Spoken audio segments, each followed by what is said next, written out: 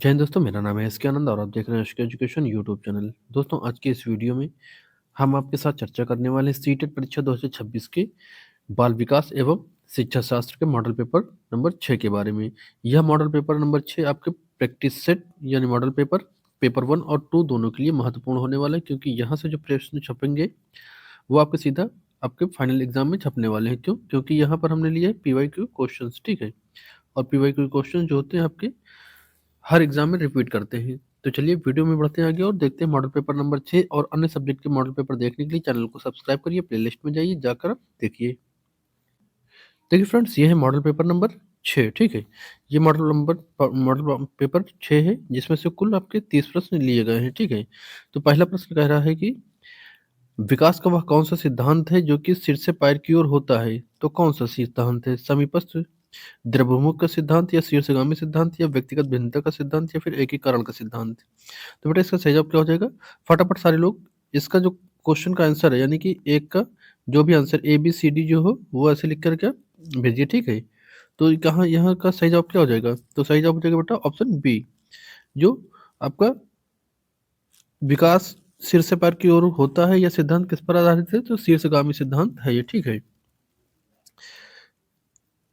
Next question है question number 2, कह रहा है निम्नलिखित में से कौन सा सूक्ष्म गामक कौशल यानी कि फाइन मोटर स्किल का उदाहरण है? तो फाइन स्किल मोटर कौन सा उदाहरण होगा? क्या दौड़ना, कूदना, लिखना, या सीढ़ी चढ़ना? तो सही जवाब हो जाएगा बेटा दौड़ना। सॉरी, इसमें क्या हो जाएगा? लिखना हो जाएगा, ठीक है। फाइन मोटर स्किल क्या हो जाएगा? इसमें लिखना हो जाएगा, ऑप्शन सी। यानी कि लिखना जो होगा एक सूक्ष्मगामक कौशल है, क्योंकि इसमें उंगलियां और आंखों के समन्वय की आवश्यकता होती है। दौड़ना और कूदना स्थूलगामक है, यानी कि ग्रॉस मोटर है, ठीक है। इसमें जो दौड़ने कूदने में पूरा शरीर काम कार्य करता है, लेकिन स्थूल देखिए सूक्ष्मगामक और जो आपका स्थूल गामक होता है उसमें अंतर क्या होता है? तो सूक्ष्म गामक जिसमें जो आपके हाथ पैर हैं या मतलब शरीर का कम से कम अंग कार्य करे तो सूक्ष्म गामक होगा, और जिसमें शरीर के मैक्सिमम अंग काम करें वो आपका स्थूल गामक होता है। तो इस चीज को ध्यान रखिएगा, जब भी सूक्ष्म गामक कहे तो लिखना हो जाएगा, ठीक है, लिखना या छोटे मोटे कार्य करना। लेकिन जब आपका पूछेगा स्थूल गामक, तो जिस जो शरीर जब ज्यादा का शरीर का जो पार्ट होंगे वो ज्यादा कार्य करेंगे तो आपका स्थूल गामक में जाएगा। तो ध्यान रखेंगे। नेक्स्ट क्वेश्चन है जीन पियाजे के अनुसार संज्ञानात्मक विकास की वह अवस्था जिसमें बच्चा अमूर्त चिंतन और परिकल्पना तर्क कर सकता है कहलाती है? तो देखिए जो जीन पियाजे महोदय थे, इन्होंने संज्ञानात्मक विकास का सिद्धांत दिया था, जिसमें से इन्होंने विकास के 4 सिद्धांत बताए थे। संवेदी कामक अवस्था जन्म से 2 वर्ष, पूर्व संक्रांतक अवस्था 2 से 7 वर्ष, मूर्त संक्रांतक अवस्था जो कि 7 से 11 वर्ष, और अमूर्त संक्रांतक अवस्था यानी कि 11 से 15 वर्ष। तो यहाँ पर बताया है कि बच्चा अमूर्त चिंतन परिकल्पना तर्क कर सकता है, तो वह उम्र कौन सी होगी, या फिर वह अवस्था कौन सी हो जाएगी? तो अमूर्त कहा है इसमें, तो अमूर्त जब कहा है तो सीधा आप यहाँ पर अमूर्त संक्रांतक अवस्था पे जाके टिक कर देंगे, ठीक है। तो ऑप्शन डी आपका यहाँ पे करेक्ट हो जाएगा। नेक्स्ट क्वेश्चन है लेवाइगोस्की के सिद्धांत में पाड़ यानी कि इसके फोल्डिंग का क्या अर्थ है? तो इसका अर्थ क्या होता है? इसका फोल्डिंग का अर्थ क्या हो जाएगा? ऑप्शन ए कह रहा है बच्चे को पूरी तरह से स्वतंत्र छोड़ देना, तो स्वतंत्र छोड़ना नहीं होता है इसके फोल्डिंग का मतलब। अ, बी कह रहा है बच्चे को शुरू में सहयोग देना और धीरे धीरे कम कर देना, तो ऑप्शन ये यहाँ पर आपका सही हो जाएगा, ठीक है। क्यों? जो आपका इसके फोल्डिंग होता है बेटा वो होता है बच्चे को अस्थाई सहारा देना, ठीक है। बच्चा का जब ज्ञान ले रहा हो शुरुआत में, जैसे 2+3 हमने कई बार बताया 2+3 = 5 होगा, तो शुरुआत में बच्चे को पता नहीं होता है, वो किसी ज्यादा जानने वाले यानी कि जो ज्यादा जानता है या टीचर हो गया जिसमें माता पिता भाई बहन कोई भी हो सकता है, तो वो स्टार्टिंग बताता है, लेकिन जब वो सीख लेता है तो उसको बताने की आवश्यकता नहीं पड़ती है। ना फिर आप बताते हैं ना बच्चा ही पूछता है, उसको आ चुका होता है। तो ये क्या होता है? ये एक अस्थायी सहारा होता है जिसे इसके फोल्डिंग कहते हैं, ठीक है। नेक्स्ट क्वेश्चन है कोहलबर्ग के नैतिक विकास के सिद्धांत के अनुसार कानून और व्यवस्था अभिविन्यास किस स्तर पर आता है? तो ऑप्शन सॉरी, यहाँ पर कौन सा सही हो जाएगा? ए कह रहा है कि पूर्व परंपरागत स्तर, बी कह रहा है परंपरागत स्तर, सी कह रहा है उत्तर परंपरागत स्तर, डी कह रहा है इनमें से कोई नहीं। तो बेटा इसका सही जवाब क्या हो जाएगा? ऑप्शन नंबर 5 का हो जाएगा परंपरागत स्तर, ठीक है। यानी कि ऑप्शन बी आपका करेक्ट हो जाएगा। नेक्स्ट क्वेश्चन है क्वेश्चन नंबर 6, कह रहा हार्वर्ड गार्डनर के बहुबुद्धि सिद्धांत के अनुसार एक कवि या लेखक में किस प्रकार की बुद्धि अधिक होने की संभावना होती है? तो उसमें क्या स्थानिक बुद्धि होती है, शारीरिक गतिक बुद्धि होती है, भाषाई बुद्धि होती है, फिर सांगीतिक बुद्धि होती है। तो हावर्ड गार्डनर ने बहुबुद्धि का सिद्धांत दिया, ठीक है। तो यहाँ पर पूछा है कवि या लेखक में, तो उसमें कौन सी बुद्धि होगी बेटा? उसमें हो जाएगी आपकी भाषाई बुद्धि, ठीक है। जब कवि होते हैं वो अपनी भाषा के माध्यम से तो ही लिखते हैं। कवि हो गए, लेखक हो गए, और जो आपके राजनेता होते हैं, ये इन सब में यानी जो बोलने का कार्य करते हैं, लिखने का काम करते हैं, इनमें भाषाई बुद्धि हो जाएगी, ठीक है। गतिक बुद्धि किसमें होगी? तो खिलाड़ी और पायलट इत्यादि में हो जाएगी। नेक्स्ट क्वेश्चन है राष्ट्रीय शिक्षा नीति यानी कि एनईपी 2020 के अनुसार मूल्यांकन का मुख्य उद्देश्य कैसा होना चाहिए? तो देखिए ऑप्शन ए कह रहा है रटने की क्षमता परीक्षण करना, तो रटने की क्षमता का परीक्षण करना नहीं होना चाहिए, विद्यार्थियों के बीच तुलना करना नहीं होना चाहिए। ऑप्शन डी कह रहा है केवल अनुत्तीर्ण उत्तीर्ण कर घोषित करना, तो नहीं है, केवल निगेटिव टैग वर्ड होता है। ऑप्शन सी कह रहा है कि सीखने की प्रक्रिया में सुधार और समर्थन करना, तो ऑप्शन सी आपका सही हो जाएगा।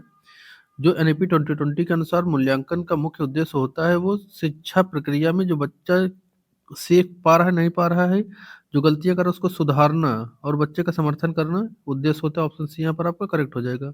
अच्छा, साथ ही हम आपको बताते चलें कि आपका सकारात्मक और नकारात्मक टैग वर्ड है, उनको ध्यान में रखते हुए सीटीपी के विकल्प को सॉल्व करेंगे तो ज़्यादा सही रहेगा। और ये सारी शब्दावलियाँ चैनल पर अपलोड हैं, जाकर आप देख सकते हैं, ठीक है।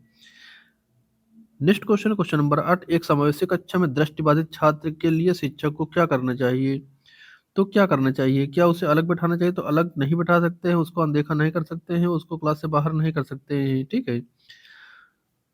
केवल दृश्य सामग्रियों का प्रयोग दृष्टिबाधित के लिए, तो दृश्य जब दृष्टिबाधित है तो दृश्य सामग्री का उपयोग करना उचित नहीं हो जाएगा, ठीक है।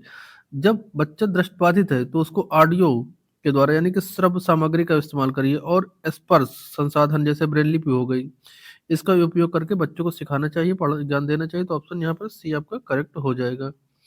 नेक्स्ट क्वेश्चन है जेंडर निर्धारण मुख्य रूप से कैसा होता है? तो जेंडर कैसा होता है, ठीक है। तो क्या जैविक है, सामाजिक है, आनुवंशिक है, फिर चिकित्सीय है? तो देखिए जेंडर जो होता है बेटा वो हमेशा ध्यान रखेंगे सामाजिक है। जेंडर कैसा होता है? ये सामाजिक निर्धारण करता है जेंडर, ठीक है। लिंग क्या है? तो लिंग जैविक होता है, लेकिन जेंडर क्या होता है? सामाजिक होता है, ठीक है। यानी कि स्त्री और पुरुष जो होते हैं वो जैविक संरचना होती है, यानी कि उसको वो जैविक है, आपका जन्मजात होता है, लेकिन जेंडर जो होता है वो आपका सामाजिक होता है, ठीक है। तो इस बात का ध्यान रखेंगे। जैसे जो जेंडर होता है वो समाज द्वारा निर्मित अवधारणा है जो पुरुष और महिला की भूमिकाओं को परिभाषित करती है, जबकि आपका लिंग या सेक्स जिसको कहते हैं यह जैविक होता है यानी जन्मजात होता है, ठीक है। अगला क्वेश्चन है क्वेश्चन नंबर 10, कह रहा है कि अधिगम अक्षमता यानी कि डिसकैलकुलिया किससे संबंधित है? तो डिसकैलकुलिया किससे संबंधित है? क्या पढ़ने से, लिखने से, गणती गणनाओं से, या फिर बोलने की कठिनाई से? तो डिसकैलकुलिया पूछा तो कैलकुलिया गणित से संबंधित है, डिस्ग्राफिया जो है लिखने से संबंधित है, और डिस्लेक्सिया आपका पढ़ने से संबंधित होता है, ठीक है। नेक्स्ट क्वेश्चन है क्वेश्चन नंबर आपका 11, कह रहा बाल केंद्रित शिक्षा में शिक्षक की भूमिका कैसी होनी चाहिए? तो शिक्षक की भूमिका देखिए क्या तानाशाह के रूप में, तो नहीं, निष्क्रिय के रूप में नहीं, केवल निर्देशन देने वाला नहीं, केवल ज्ञान का निर्माता नहीं, ठीक है। ये होगा सहयोगात्मक और मार्गदर्शक, ठीक है। सहयोगात्मक और मार्गदर्शक होना चाहिए, यानी कि एक ऐसा व्यवस्था या माहौल तैयार करना जिससे बच्चा आसानी से सीख सके और अपने अनुभव का आदान प्रदान कर सके, अपने प्रश्नों को पूछ सके, ठीक है। तो ऑप्शन सी यहाँ का करेक्ट हो जाएगा, ठीक है। नेक्स्ट क्वेश्चन है सतत और व्यापक मूल्यांकन यानी सीसीई में व्यापक का क्या अर्थ होता है? तो हमने आपको बता रखा है पहले ही, शैक्षिक तथा सह शैक्षिक दोनों प्रकार का मूल्यांकन होना चाहिए इसमें, यानी कि ऑप्शन यहाँ पर आपका बी हो जाएगा, ठीक है। नेक्स्ट क्वेश्चन है क्वेश्चन नंबर 13, नॉन चॉम्स्की में भाषा सीखने की क्षमता कैसी होती है? तो नॉन चॉम्स्की ने बताया था कि एलएडी नामक जो डिवाइस होती है बच्चे में जन्मजात होती है, यानी कि बच्चे में भाषा सीखने की क्षमता कैसी होती है? जन्मजात होती है, ठीक है। नेक्स्ट क्वेश्चन है बच्चे में साव को वास यानी कि साव को वास और न्यूक्लियर का अन्यूक्लियर पढ़ता है, वह किससे ग्रसित है? क्या डिस्लेक्सिया से, डिस्ग्राफिया से, एडीएचडी से, या फिर डिस्फोमिया से? तो बेटा इसका सही जवाब क्या हो जाएगा? इसका सही जवाब हो जाएगा डिस्लेक्सिया, यानी पठन संबंधी विकार होता है डिस्लेक्सिया, ठीक है। तो ऑप्शन ए आपका यहाँ पे करेक्ट हो जाएगा, ठीक है। शब्दों को उल्टा पढ़ना या अक्षरों के क्रम में भ्रमित होना डिस्लेक्सिया या पठन विकार का लक्षण है। ठीक है। नेक्स्ट क्वेश्चन है, समाजीकरण का द्वितीय संस्थान या द्वितीय संस्था किसे कहा जाता है? तो क्या परिवार होगा, पास पड़ोस होगा, विद्यालय और मीडिया होगा, या फिर माता पिता होंगे? तो देखिए यहाँ पर द्वितीयक पूछा था, द्वितीयक में बेटा जाएगा क्या चीज? द्वितीयक में आपका विद्यालय और मीडिया जाएगा। ठीक है, विद्यालय और मीडिया जाएगा। परिवार की जो प्राथमिक संस्था होती है, जो परिवार होता है, ये प्राथमिक संस्था होती है जिसमें भाई बहन माता पिता सब आते हैं। ठीक है, जबकि विद्यालय आपका विद्यालय और मीडिया पुस्तकालय द्वितीय संस्थाएं होती हैं। ठीक है। नेक्स्ट क्वेश्चन है, बच्चे दुनिया के बारे में अपनी समझ का सृजन सेवन करते हैं, यह कथन किसका है? तो क्या स्किनर का है, पावलोव का है, पियाजे का है, फिर कोहलबर्ग का है? तो बच्चे अपने ज्ञान का निर्माण स्वयं करते हैं, ये पियाजे महोदय का, जीन पियाजे का। ठीक है, पियाजे ने क्या कहा है कि पियाजे ने कहा है कि बच्चे नन्हे वैज्ञानिक हैं और वे दुनिया के बारे में अपनी समझ का निर्माण सक्रिय रूप से करते हैं, यानी खुद करके सीखते हैं। नेक्स्ट क्वेश्चन, राष्ट्रीय पाठचर्या रूपरेखा यानी कि एनसीएफ 2005 के अनुसार त्रुटियां महत्वपूर्ण है क्योंकि जो बच्चा गलतियां करता है सीखने में, वो क्यों महत्वपूर्ण होती हैं? तो ऑप्शन ए कह रहा है, ध्यान दीजिएगा, कि बच्चे को डांटने के कारण होती हैं। बच्चे को डांटने के कारण नहीं होती हैं, वे बच्चों के विचार प्रक्रिया को समझने में मदद करती हैं। ठीक है, तो बिल्कुल जो गलतियां होती हैं, बच्चा क्या करना चाहता है क्वेश्चन में, उसके विचार की प्रक्रिया को समझने में मदद करती हैं गलतियां, यानी कि गलतियां स्वाभाविक होती हैं, ध्यान रखेंगे। ठीक है, ऑप्शन बी आपका यहाँ पे करेक्ट हो जाएगा। नेक्स्ट क्वेश्चन है क्वेश्चन नंबर 18। ठीक है, 18 नंबर क्वेश्चन कहता है बुद्धि लब्धि यानी कि आईक्यू का सूत्र क्या होता है? तो जब इस तरह से, तो इसमें क्या हो जाएगा, C A by M A by into 100, या फिर M A by C A into 100, यानी M A by C A into 10, या C A by M A into 10। तो यदि ये तो कर जाएगा क्योंकि 10 है। अब यहाँ 100 दोनों में है। अब यह बताएं कौन सा सही हो जाए विकल्प? तो बेटा सही विकल्प क्या हो जाता है यहाँ पर, M A by C A into 100। ठीक है, यानी कि जो आपका बुद्धि लब्धि बराबर क्या हो जाएगा, मानसिक आयु बटे वास्तविक आयु इंटू 100। ठीक है, तो ऊपर क्या हो जाता है, ऊपर आप क्या हो जाता है, मानसिक आयु। ठीक है, बटे वास्तविक आयु, क्या वास्तविक आयु इंटू आपका 100 हो जाता है। ठीक है, तो ये होता है आपका बुद्धि लब्धि निकालने का सूत्र, जहाँ पर एम ए बराबर मानसिक आयु और सी ए बराबर वास्तविक आयु होता है। नेक्स्ट क्वेश्चन, वाइगोत्स्की के अनुसार संज्ञानात्मक का मूल कारण क्या होता है? क्या संतुलन होता है, सामाजिक अनुयुक्तियां होती हैं, मानसिक प्रारूप होता है, या फिर उद्दीपन अनुक्रिया होती है? तो संज्ञानात्मक विकास का मुख्य कारण क्या होता है बेटा? ये हो जाएगा आपका जो सामाजिक अनुक्रियाएं यानी कि सोशल इंटरेक्शन। ठीक है, ऑप्शन बी आपका सही हो जाएगा। नेक्स्ट है, अहम केंद्रित वाक की संकल्पना किसने दी थी?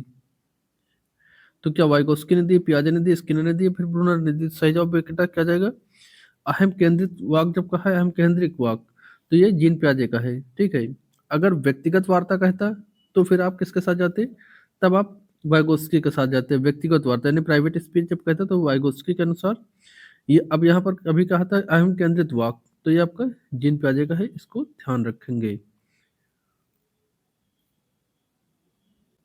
नेक्स्ट क्वेश्चन है, प्रेरणा यानी मोटिवेशन के संदर्भ में मास्लो का आवश्यकता पदानुक्रम सिद्धांत में सबसे निचला स्तर कौन सा है? तो क्या आत्मसिद्ध होगी, सुरक्षा की आवश्यकता होगी, शारीरिक आवश्यकता होगी, फिर सम्मान की आवश्यकता होगी?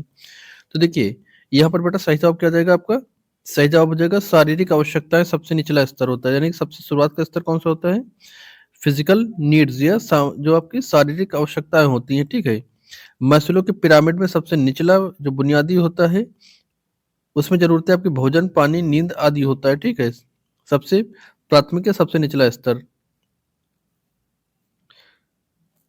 उसके ऊपर क्या हो जाएगा, उसके ऊपर आ जाएगी सम्मान की अवस्था, सुरक्षा की अवस्था, फिर आत्मसिद्धि की अवस्था। ठीक है, नेक्स्ट आपका क्वेश्चन है क्वेश्चन नंबर 20।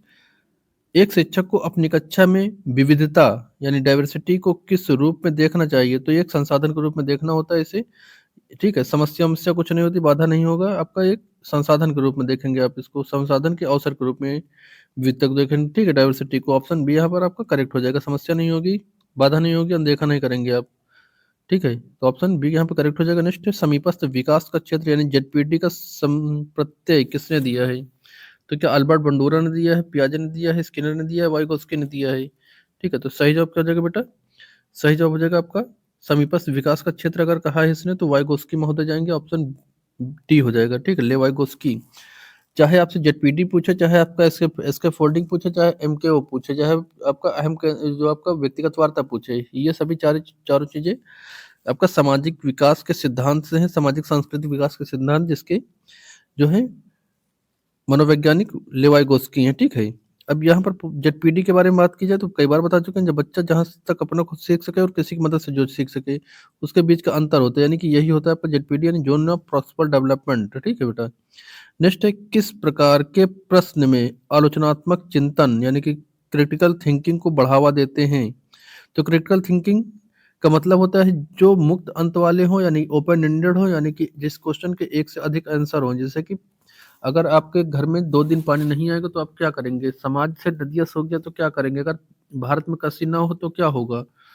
तो इस तरह के जो प्रश्न होते हैं वो क्रिटिकल थिंकिंग को बढ़ावा देते हैं। तो सही जवाब यहाँ पे हो जाएगा बेटा ऑप्शन सी। ठीक है, ओपन एंडेड वाले यानी कि अभिसारी चिंतन वाले। ठीक है, अभिसारी। नेक्स्ट क्वेश्चन है, विकास कभी न समाप्त होने वाली प्रक्रिया है, यह विचार किससे संबंधित है? तो क्या अंतः संबंध का सिद्धांत है, निरंतरता का सिद्धांत है, एकीकरण का सिद्धांत है, फिर अंतःक्रिया का सिद्धांत है? तो बेटा यहाँ पर सही जवाब क्या जाएगा? सही जवाब जाएगा आपका ऑप्शन बी के साथ सही जवाब जाएगा, निरंतरता का सिद्धांत है। ठीक है बेटा, किसका सिद्धांत है? निरंतरता का सिद्धांत है। नेक्स्ट क्वेश्चन है, आरटीई यानी कि आरटीई अधिनियम यानी राइट टू एजुकेशन अधिनियम 2009 के अनुसार प्राथमिक स्तर पर शिक्षक छात्र का अनुपात कितना होना चाहिए? क्या 1:30 का, 1:35, 1:40, 1:50? तो सही जवाब बेटा क्या जाएगा यहाँ पे? सही जवाब जाएगा बेटा ऑप्शन ए। ठीक है, ऑप्शन ए यानी कि 30 छात्रों पर एक शिक्षक होना चाहिए। ठीक है, प्राथमिक स्तर पर जब ये संख्या 200 से जो है 200 तक हो या 200 से कम हो, ठीक है, तो 30 छात्रों पर एक शिक्षक होगा। यह संख्या जब 200 से प्लस हो जाएगी, 200 प्लस, तो ये बढ़कर हो जाएगा 35 छात्र पर एक शिक्षक। तो अगर नॉर्मली पूछता है तो आप ऑप्शन ए लगा सकते हैं, लेकिन जब यहाँ पे लिखा होता है कि 200 से अधिक छात्रों पर, तो 1:35 तब लगाते हैं आप। ठीक है, नेक्स्ट क्वेश्चन है क्वेश्चन नंबर 27 कह रहा है कि जेंडर रूढ़िवादिता को कम करने के लिए शिक्षक को क्या करना चाहिए? तो ज्यादा कुछ नहीं करना है इसमें। जेंडर रूढ़िवादिता में यहाँ पर ऑप्शन क्या दिया? लड़कों को खेल खेलने के लिए, भाग लेने के लिए कहना है, लड़कियों को सिलाई करने, कढ़ाई करने के लिए करना चाहिए। सी कह रहा है कि जेंडर तटस्थ भाषा का प्रयोग करना और रूढ़िवादिता को चुनौती देना। तो बेटा हमेशा आप चुनौती शब्द ढूंढेंगे। ठीक है, रूढ़िवादिता को चुनौती देना, या फिर आप ऐसे उदाहरण का प्रयोग करिए जहां पर रूढ़िवादिता को चुनौती देते हुए महिलाओं को घर के काम नहीं करते हुए बाहर के काम दिखाने महिलाओं को। ठीक है, जॉब करते हुए, पैसा कमाते हुए, कोई बड़े नेता, अभिनेता या फिर डॉक्टर, इंजीनियर दिखाएं और पुरुषों को घर के काम में लगाएं। तो उस तरह के चुनौतीपूर्ण उदाहरण दीजिए, या फिर बच्चों से वार्ता करिए। तो जहां पर ये सभी ऑप्शन मिलेंगे वो आपका विकल्प सही हो जाएगा। तो यहाँ ऑप्शन सी आपका सही हो जाएगा, जेंडर तटस्थ भाषा का प्रयोग करना और रूढ़िवादिता को चुनौती देना। ठीक है, नेक्स्ट क्वेश्चन है, निम्नलिखित में से कौन सा प्रक्षेपी तकनीक यानी प्रोजेक्टिव टेक्निक है जो है व्यक्तित्व मापन की? तो क्या साक्षात्कार है, प्रश्नावली है, स्याही, रोरसत स्याही, धब्बा परीक्षण जिसको रोसार्च इन ब्लॉक टेस्ट कहते हैं, या फिर आपका अवलोकन है? तो देखिए यहाँ पर ऑप्शन यहाँ पे क्या सही जाएगा? सही जवाब जाएगा बेटा ऑप्शन, जल्दी बताएं क्या जाएगा? तो ये जाएगा सी, यानी कि रोसा स्याही धब्बा परीक्षण। ठीक है, ऑप्शन सी आपका करेक्ट क्वेश्चन का आंसर हो जाएगा। ठीक है, नेक्स्ट क्वेश्चन है, सृजनात्मकता की पहचान का प्रमुख लक्षण क्या है? तो क्या कम परिज्ञान या बोधात्मक होगा, अपसारी चिंतन होगा, अति सक्रियता होगी, असक्रियता होगी? तो देखिए सृजनात्मकता बेटा हमने पहले भी बताया, जो क्रिटिकल थिंकिंग या डाइवर्जेंट थिंकिंग या फिर अपसारी चिंतन होगा, वही आपका सही जवाब हो जाएगा सृजनात्मकता यानी कि क्रिएटिविटी का। तो ऑप्शन बी यहाँ पर आपका सही जवाब हो रहा है। नेक्स्ट क्वेश्चन है, स्कीमा का क्या अर्थ होता है? कि शरीर के अंग की गति होती है स्कीमा, यह सीखने की तकनीक होती है, सूचना को संगठित करने के पैकेट को जानकारी की व्याख्या करने में मदद करता है, या फिर रक्षा तंत्र होता है? तो सही जवाब बेटा क्या जाएगा यहाँ पर? सही जवाब हो जाएगा आपका सूचनाओं के संगठित पैकेट जो जानकारी की व्याख्या करने में मदद करता है। ऑप्शन आपका सी सही जवाब हो जाएगा। ठीक है, जीन पियाजे ने स्कीमा के बारे में बताया था, और ये बताया था कि जो स्कीमा होते हैं वो जानकारियों को छोटे छोटे पैकेट होते हैं। ठीक है, जो आप अपनी स्मृति में स्टोर करते हैं। तो ऑप्शन सी यहाँ पर सही जवाब हो जाएगा। ये थे टोटल आपके 30 क्वेश्चन। अब आप ये बताएं 30 में से आपके सही विकल्प कितने रहे, सही जवाब आपने कितने दिए वो बताएं। और वीडियो कैसी लगी नीचे कमेंट जरूर करिएगा। मिलते हैं नेक्स्ट मॉडल पेपर के साथ, तब तक के लिए जय हिंद।